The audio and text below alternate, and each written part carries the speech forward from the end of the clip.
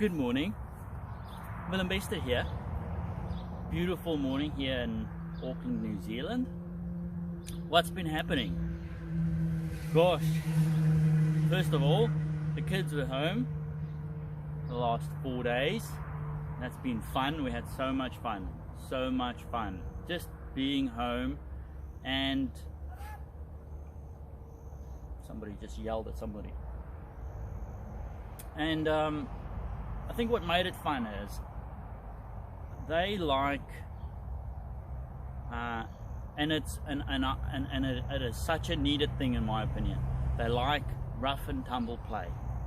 Rough and tumble play is a needed thing, and there's only one person that can do that, and it's their father.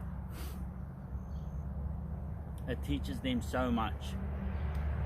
And when you're in your head and you're busy, especially me, busy doing, trying to survive effectively, or thinking about the bills and all these kind of things, you tend to push that, or I tend to push that away. And I just made it a point. Last week it was right here in the back of my mind the whole time, saying I need to rough and tumble play with them. They like it, they want it, I need to do it. And that was my one goal that I did. And being on this train of action, I did every day, and I got just, and the interesting part is, in my mind, I thought, you know, doing these kind of things will I can't get to other things. But no, quite the contrary actually. Even during the rough and tumble play, and awesome rough and tumble play, freaking the whole day through, just continuously, you know, whatever, I took on a few daunting tasks at the same time and I accomplished them, and I'm busy with the third one now. An update before I get to those things on what's been happening with my little shop I'm trying to set up. Well, the council got me chasing my tail for 2 weeks affected, or I chased my tail for 2 weeks trying to find the real information. Managed to finally talk to somebody in the council. Finally, the trade inspector, I think she's called. I said to her, this is my intentions, and blah, blah. She's the one that issues the licenses. And where I intend to set up my little shop, or spot A that I really want, is right next to the railway on the main strip in my little town. There's a massive berm, 10 meters or whatever. There's already a couple of shops there. Shops, Flower Lady, and a drive-through coffee. Thing is, the drive-through coffee is on privately owned land, and the flower shop is on council/Auckland transport. Lady from the council said to me, and this information came through Friday afternoon, said to me that first of all, she doesn't think she'll be able to give me a license under a mobile license, trading license, due to it being a 20-foot container. It needs to be something that's removable at the end of the day, or at the end of a day's trading. I said to her, okay, well, how is it then that I believe there's already a 20-foot container there? She said maybe because it falls under Auckland Transport. I said to her, well, the Auckland Transport falls under the Auckland Council, doesn't it? Anyway, long story short, luckily I have some buddies in the Auckland Transport, so I will call I've already called them Friday afternoon to try and figure out which is the best way and how do I ask for permission to put down.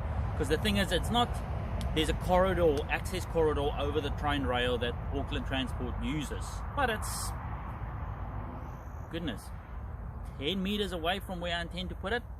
So, and the thing is, I showed the lady, because you have to submit a kind of bird's eye view with highlighted out where you intend to put your stall or shop. So that was very clear that it's not in the corridor.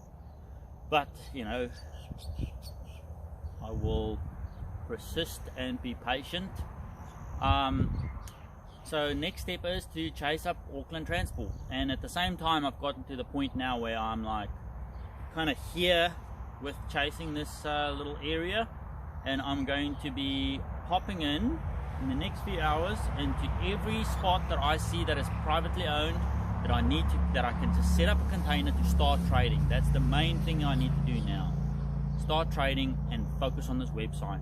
The website cost me a little bit, that I've been stripping cable and hustling to try and get the funds together. But anyway, that's the update on that. So that's the next step. During this rough and tumble play,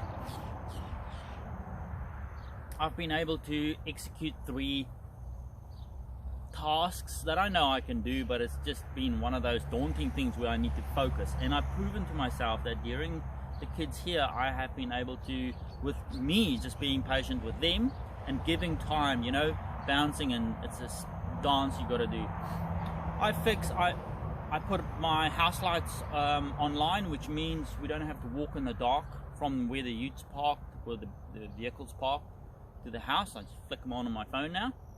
2-way switching, so that's easy and easily done.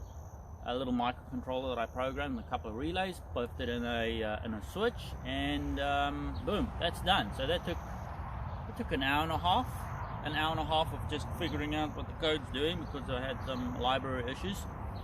But they were asking me questions and all these, so it was basically getting to this peanut, realizing that you can do these things as long as you do the dance, and that things can be done. This is the other thing, I didn't mention a few videos ago what the situation was with my ute, my vehicle. Anyway, this thing needs a lot of work in terms of paperwork and catching up on some things before I can waff and rego it. And during that, now I'm going, oh, this thing, what am I doing? Over Christmas I got a flat tire. Now that might not seem as much, but $500 for a new tire is a lot at the moment, where that $500 doesn't contribute towards an asset. It's a liability at this stage in my life. So, ask and you shall receive, right? I was driving around on a spare wheel for what felt like 2 weeks, 3 weeks. Realized that the other tire on the back, because I changed the front 2 tires a long time ago, last year, the other tire is also on its way out. I will never buy that brand again. Realized, hey buddy, you're not just in for $500, you're in for $1,000 to fix this. Prayed about it, and I asked. Lo and behold, a buddy of mine has 2 exactly the same tires as what I want, surplus to his needs. I bought them for $100 on the rims, took them to the local tire shop, $80 to get them stripped off those rims and put onto my rims. Boom, cut down $1,000 to $180. So that was a success. Did that while the kids were there. So that felt good. Then the next thing was the light switch. I got that done. And the spa pool, my Facebook find. That thing would cost me $100. No, yeah, $100. And this particular model is fully insulated with polystyrene. So it means for an off-grid system, that what I'm doing, it's perfect because it holds the heat really well. And I proved that over the last few days, because I fixed the spa pool controller. I put this nut with its electronics background to work, and I found this little on the board is a little transformer that 230 volts come in New Zealand we run on 230 volts in the houses, and then 5 volts comes out AC, and then it goes through a couple of rectifiers and blah blah blah. Found that this little transformer was broken. I'm like, yeah, here we go. Knew that some of the transformers have internal fusing, temperature fuse or something like that. Stripped the transformer off, found the little fuse with some digging, measured it, tested it, broken. Bypassed the little thing. So we're running on a bypass protection system at the moment, but it works. It proved my concept. So managed to get the, so I'm completely off grid, eh? So I'm only running a 2 kilowatt solar system, and the spark pool alone, once the pump runs and the heater is on, draws 2.8 kilowatts. So the batteries can handle that, and the wiring and everything, but it's a lot of juice. It's a lot of juice. But it's good because I can test it now during summer when the sun is high and we're producing a lot. But I've also proved another concept with that thing. I've been able to heat it up with a gas hot water heater. I knew you can do it, but it all depends on the size, and I don't want to go and spend money on this thing. I've just got a little 6 kilowatt or 6 litre per minute gas heater that I've been running, and just been circling out of the drain pipe back through the califont, call it a califont in New Zealand, back through the califont, heating it up to like 60 degrees, and then back into, so just doing that. And I raised the temperature in midday though, because of the spark pool cover being black. It raised it from 35 degrees Celsius from the previous day's 37 degrees Celsius as a proof concept kind of test run. Kept that temperature overnight. Next day when I was doing the same thing, and during this time I've been rough and tumble playing the kids. I've been tying them up with a rope and just, you know, just shenanigans. They loved it. They said, best weekend ever, Dad. So, yes, success. So from that 35 degrees Celsius up to 39 degrees Celsius. This might not seem a lot for anybody else, but this feels like a major success because it just proved a bunch of things that I had in mind. So that meant that now I can, because like I said, I need this creative time. It's interesting how being able to cut away, choosing to cut away the fluff of being a sheep, in my point of view. I know it's not, you know, I mean, here I am, I got no money on my name, I cancelled my insurance, on my health insurance, because I feel like New Zealand's health system will keep me alive should shit hit the fan while I build. It's not wise, don't do what I do, but I need to, anyway, long story short,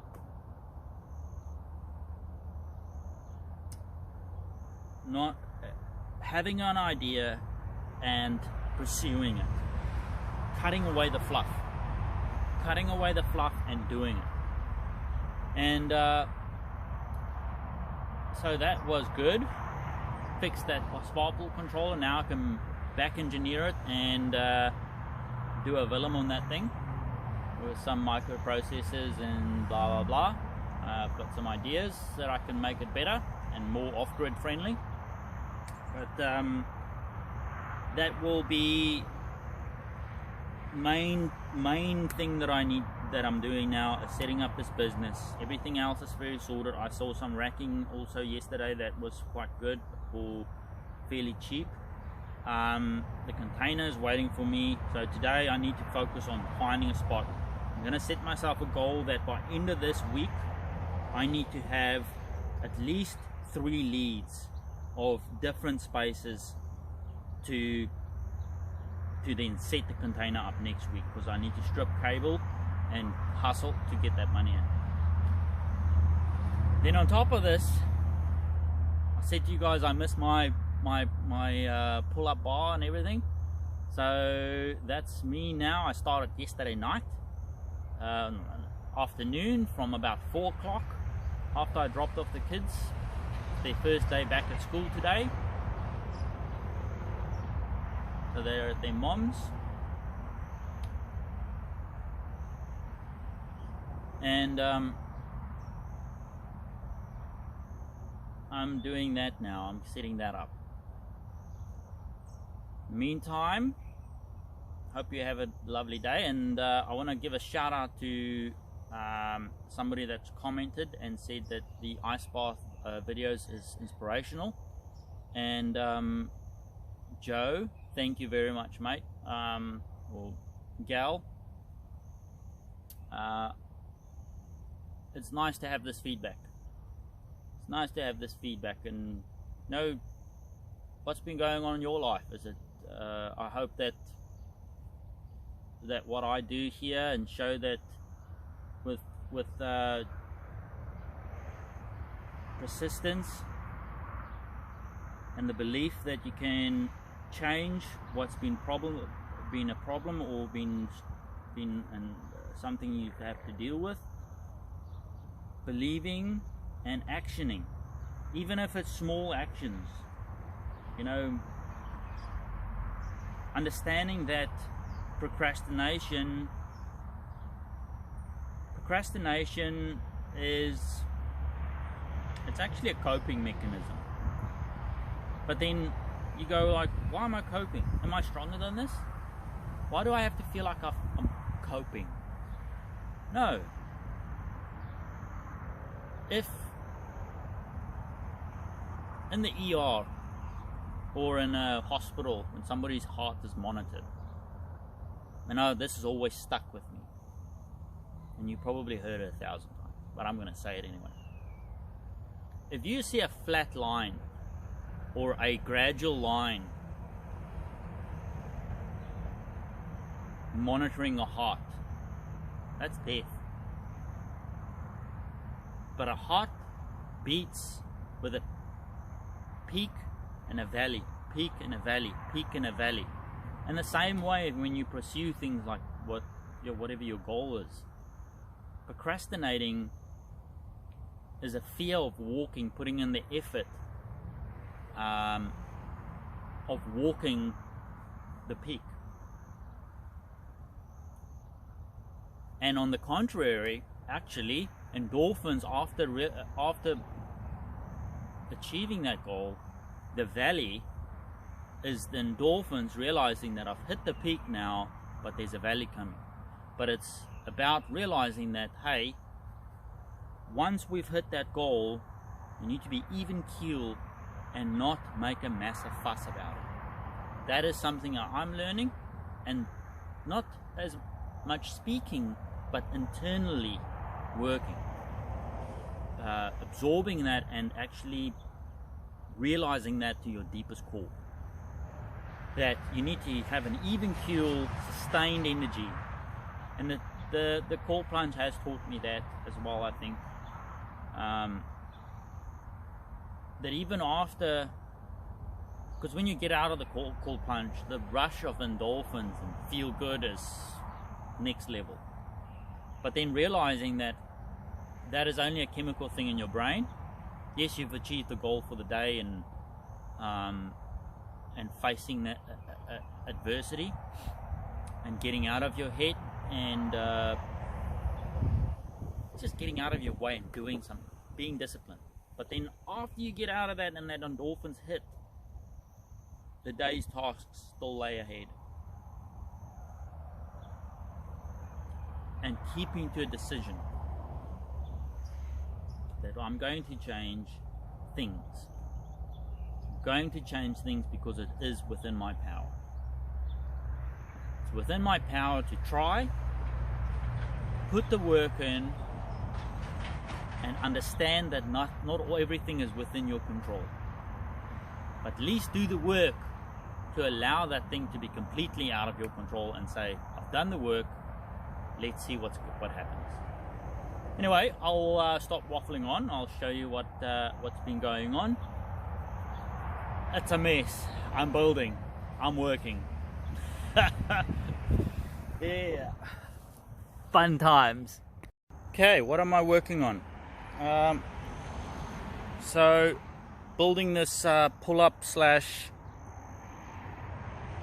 I don't know, you couldn't call it a functional trainer, but I figured why not just go full hog and build something multi-use. So this is the thing. Keep the trailers in the way. So pull-up bar, and then the right width for a bench press. So, and a squat rack. So doing this needs to be from that end to the outside of that end, 136 millimeters, or in my language 1360 millimeters. So then the idea is I could do pull-ups here, crunches, all the things, twirls, flips, and bench press. So the idea is I will have rods. I have, and this is everything. This is my hoardings coming together. This is my hoardings coming. I've had this wood, and I was gonna build another pergola thing for my bonsais, a bench for my bonsais out of it. But I realized that I need to get exercise equipment going. That is at this point in time more important. So I have now used the wood for that. The idea is there'll be some rods that goes all the way that way, so then I can pull it out and change, so there'll be holes all the way down here. But I'm only giving myself up until 1 today to finish that, and then I need to go get things done. And I'm going to try to get it done prior or functional prior to that. It could be a work in progress. I'm not looking. I just want it stable and secure right now. So that's what is going on. It's freaking huge, but it's working. Yeah.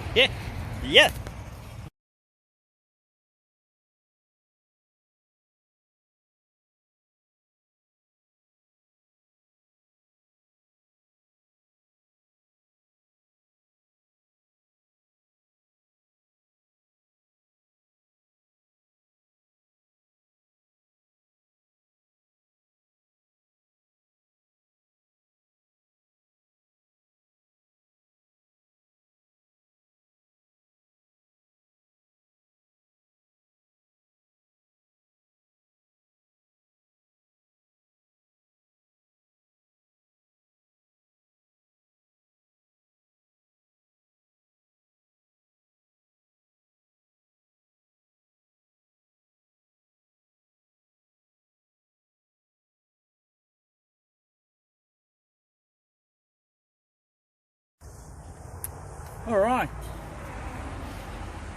wanted to adjust the top cuts. That's what I just did there now. So I've just taken a couple of steps back from where you saw it earlier, but because I needed to bring in the legs in, or these two, they were sitting like that too much, and I wouldn't have been able to get an Olympic bar sitting comfortably in between there.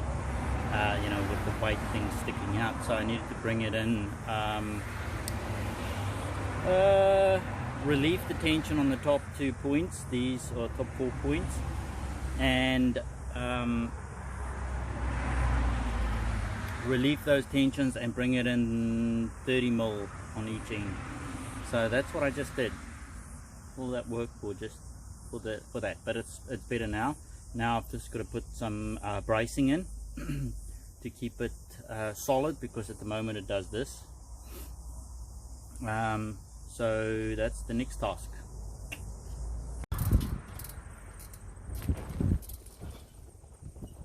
It's done so far. I am over this thing now. Took way too much time. Got to tidy up and get some quotes done for people who want some battery quotes. Let me show you its features. So I've still got to drill some holes and for bench pressing and a barbell and a place to hang the weights and all sorts of things, but that's for another day. The main thing is now I can do chin-ups and play with Peter the pillar. That's sturdy enough.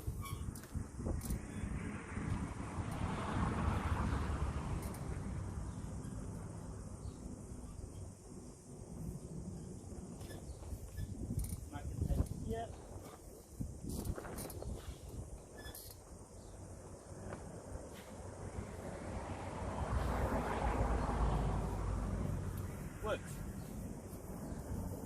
Pretty good. Some good height, and also I realized for my lower back, I think I've got a herniated disc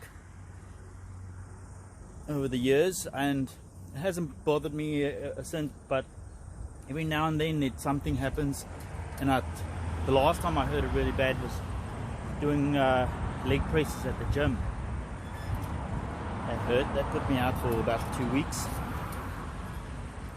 But stretching it out, relieving the tension on the vertebrae or whatever that is, you know, stretching it out, that works really well. So this is going to come in handy if something like that happens. But yeah, anyway, I'm going to clean up, get on with it. Till next time.